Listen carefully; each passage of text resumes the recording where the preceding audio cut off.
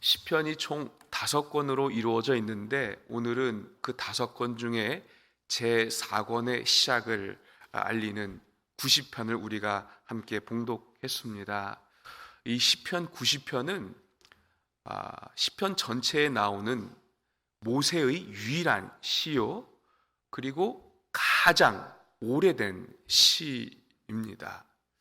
이 내용을 쭉 보니까요, 하나님의 이 속성 중에 하나님의 주권과 하나님의 영원한 속성을 나타내고 있고, 그것에 반해서 인간이 얼마나 유한한지 여기에 담고 있는 것입니다. 특별히 그 유한함을 어떻게 표현합니까?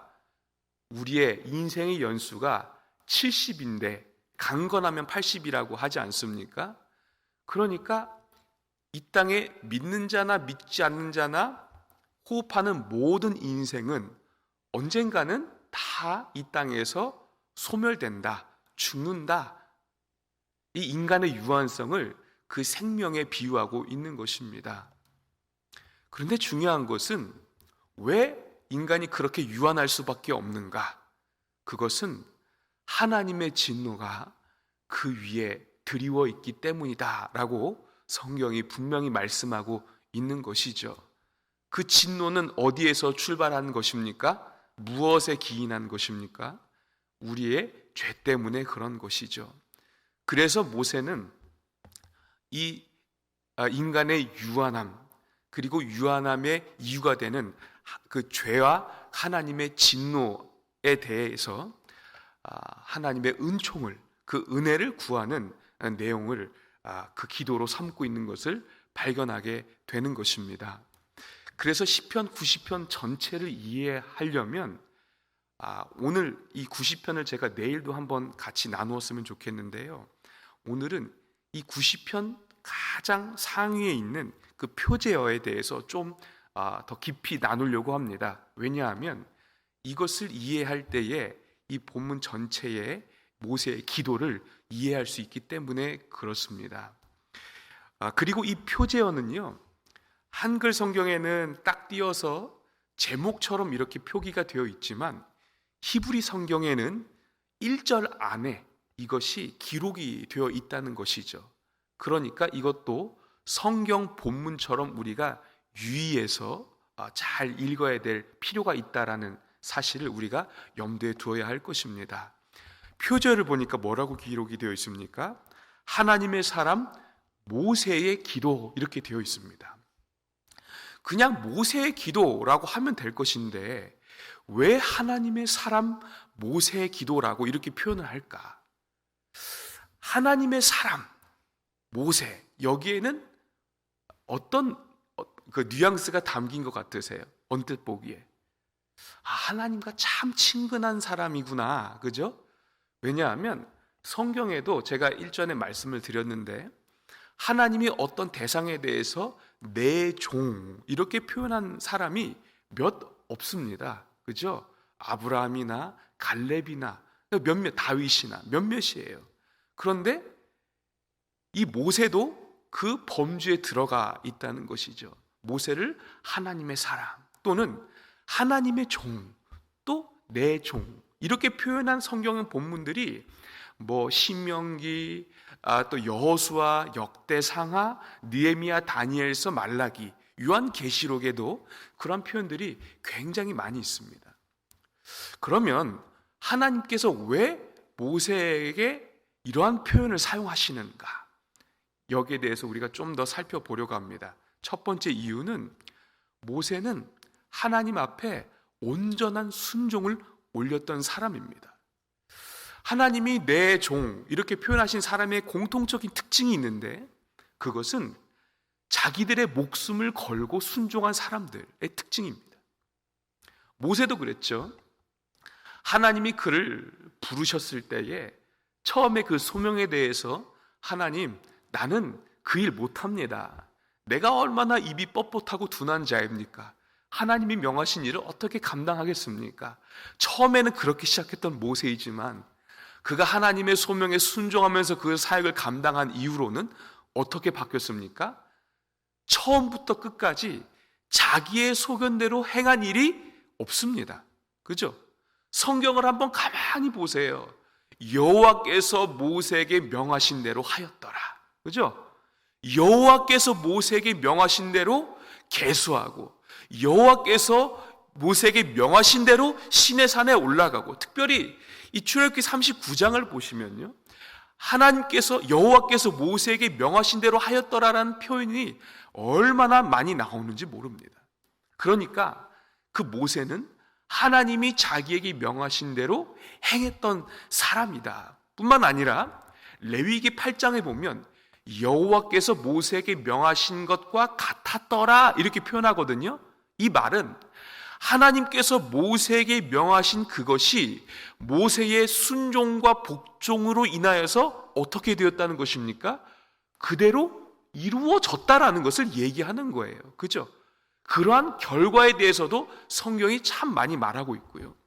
또한 이 모세에게 말씀하신 그 율법이 후손에게도 그대로 가르쳐지는 것을 성경이 말하고 있습니다. 그러니까 모세는 정말 목을 내어놓고 그 일평생 하나님의 말씀에 복종한 하나님의 종이라는 사실을 우리는 의심할 여지 없이 알 수 있습니다. 특별히 신명기 34장 5절에도요, 모세는 그 느보산에 올라가서 모압 땅에서 죽을 때에 어떻게 죽었다고 기록이 되어 있습니까? 여호와께서 그에게 말씀하신 대로 모압 땅에서 죽었다고 기록하고 있어요. 그러니까 죽음으로도 하나님 앞에 복종한, 그죠? 순종한 그 모세를 우리가 생각을 해볼 수 있습니다. 그러한 모세에 대해서 하나님이 어떤 권위를 주시는가?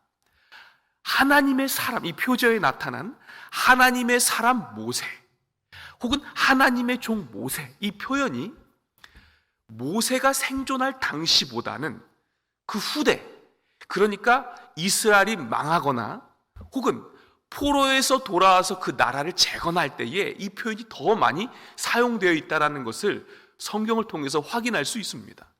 역대상하 혹은 다니엘서 혹은 느헤미야서 이런 곳에 하나님의 사람 모세에 대한 이야기가 참 많이 나오는데, 그 하나님의 사람 모세와 무엇과 연결해서 나오느냐? 바로 율법 혹은 하나님의 명령과 연결해서 그 후대에 참 많이 등장하고 있다는 것입니다. 그러면 그 상황이 어떤 상황입니까? 나라가 망해가는 그때에, 혹은 포로 귀환해서 또다시 범죄하는 그때에 뭘 떠올립니까? 하나님께서 모세에게 명령하신 그 율법대로 우리가 살지 못해서 지금 이 모양 이 꼴입니다. 그죠? 하나님의 율법을 소환하는데 어떤 율법이요? 하나님의 사람 모세에게 명령하신 그 율법, 이렇게 표현하고 있다는 거예요. 반대로 또 어떻게 하면 삽니까? 하나님께서 모세에게 명령하신 그 계명, 율례, 규례를 지키면 삽니다. 그것이 느헤미야 9장 11절에도 그렇게 기록이 되어 있는 것입니다. 그러니까요, 우리가 모세를 가만히 보면 모세는 자기의 소견대로 산 사람이 아닙니다. 하나님의 말씀에 살고 죽는 사람이었습니다. 그러니 하나님이 그를 내 종 모세, 하나님의 사람 모세, 하나님의 종 모세, 이렇게 친근하게 여기시고, 그죠? 그를 존귀히 여기시는 것을 성경에서 발견할 수 있습니다. 그러면 두 번째 질문이에요. 모세의 순종은 어디서 시작할 수 있었는가, 이겁니다. 모세의 복종과 같은 이러한 삶의 모습이 어디에서 시작할 수 있었는가? 민수기 12장 7절을 보시면 어떻게 그 내용이 무엇인지 아시죠? 아론과 미리암이 모세를 비방하는 장면에서요, 하나님께서 모세를 대변을 해주시는 거예요. 그때 하나님께서 뭐라고 했습니까? 내 종 모세는 내 집에 온전히 뭐 했다고요? 충성했다 그랬습니다. 충성했다. 하나님이 모세의 삶에 대해서 어떻게 평가하고 계시다는 거예요? 나에게 온전히 충성한 사람이 이 모세라는 것입니다. 그런데 참 놀랍게도요, 이 충성의 개념이 성경에 어떻게 표현되고 있는가? 아만 이렇게 표현되고 있다는 거예요. 아만. 이것이 창세기 15장 6절에 제일 먼저 사용되고 있습니다. 아브라함이 여호와를 믿으니 여호와께서 이를 그의 의로 여기셨다. 네, 믿으니 이것이 아만입니다. 그러니까 믿는다, 그 믿음으로 버틴다, 이 의미가 민수기 12장 7절에 충성으로 또 표현이 되고 있는 것입니다. 그러면 이 아브라함의 믿음이 어떤 믿음인지 다 아시잖아요. 로마서 4장 19절에 부연 설명이 되어 있죠. 아브라함이 자기 몸이 죽은 것 같고 사라의 태가 죽은 것 같음을 알고도 그 믿음이 약하여지지 아니하였으니, 그죠? 이것은 그냥 추정하는 게 아닙니다. 한글 표현이 그래서 그렇지. 이거는 완료 형태입니다. 자기 몸이 100세나 되어 죽었다고요. 사라의 태가 죽었다고요. 이거는 되돌릴 수 없는 것입니다. 어떤 여지가 없다는 거예요. 완전히 불가능한 상황이라는 거예요. 그런데 무엇을 붙들었습니까? 상황을 본 것이 아니라 21절에 능히 이루실 하나님을 아브라함이 믿었다라고 기록을 하고 있는 것입니다. 그죠?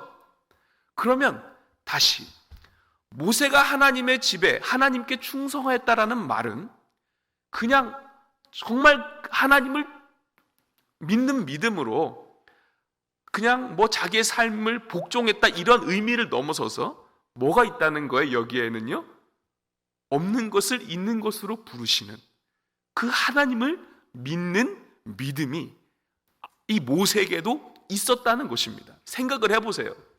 모세의 일생 중에 아브라함이 표현하는 것처럼 자기의 몸이 죽고 사라의 태가 죽은 것 같은 이 불가능한 일들이 얼마나 많이 일어났습니까? 우리가 그의 일생을 알고 그 결말을 아니까 편하게 이 성경을 읽지만 모세의 입장이 되어 보세요. 모세의 입장. 어떻게 이 수많은 이스라엘 백성들의 목자가 될 수 있겠냐고요. 홍해 앞에 당도했을 때에 어떻게 이들을 구원해 낼 수 있겠습니까? 광야 40년 가운데에 그들에게 고기를 줄 수 있습니까? 그가 물을 줄 수 있습니까? 이 40년 동안 의복 어디에서 구할 수가 있겠습니까? 아니, 전략도 없고 무기도 없고 전술도 없는데 아말렉이 기습해서 쳐들어와요. 어떻게 싸워서 이길 수 있겠습니까? 아니, 더군다나요, 40년이 다 지나서요 12명 정탐꾼을 보내잖아요. 그 정탐꾼이 돌아서 한 보고가요 허구가 아닙니다. 사실이잖아요. 안악자손이 얼마나 거대합니까? 그죠? 그 앞에 자기들이 메뚜기가 같다는 거예요. 이것은 허구가 아니라 진실입니다. 그러한 백성들의 사실적인 보고 앞에 그가 어떻게 그들을 설득하고 그들을 이끌어 나갈 수 있겠냐, 이것입니다. 다 불가능해요. 할 수가 없는 거예요. 죽은 것 같은 거예요. 여지가 없어요. 그런데 모세가 한 일은 그의 평생에 보여준 한 가지 교훈을 꼽으라고 한다면 그는 목을 내어놓고 하나님 앞에 복종한 사람입니다. 복종할 때에 하나님이 모세로 하여금 하나님이 행하시는 일을 보게 하시는 것입니다.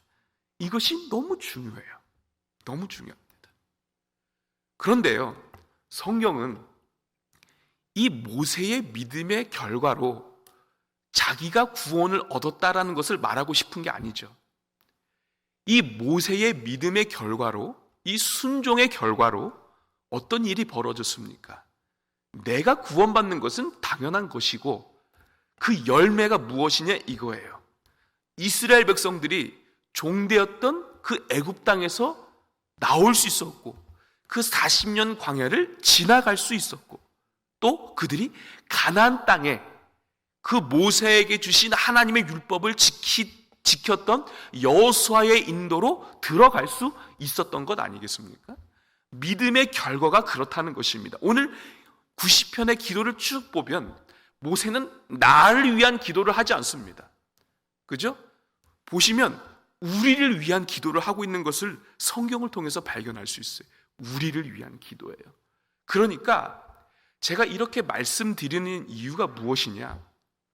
이 모세의 기도는 예수님을 예표하는 중보자적인 대제사장적인 기도라는 것을 제가 말씀드리고 싶은 거예요. 내일 좀 더 말씀을 드릴게요. 근데 오늘 보세요. 하나님의 사람 모세. 모세. 그 유한한 인생, 하나님의 진노가 머물러 있는 그 인생 앞에 또 믿음으로 기도하고 있는 것 아니겠습니까? 그렇죠? 말씀을 한번 정리해 보겠습니다.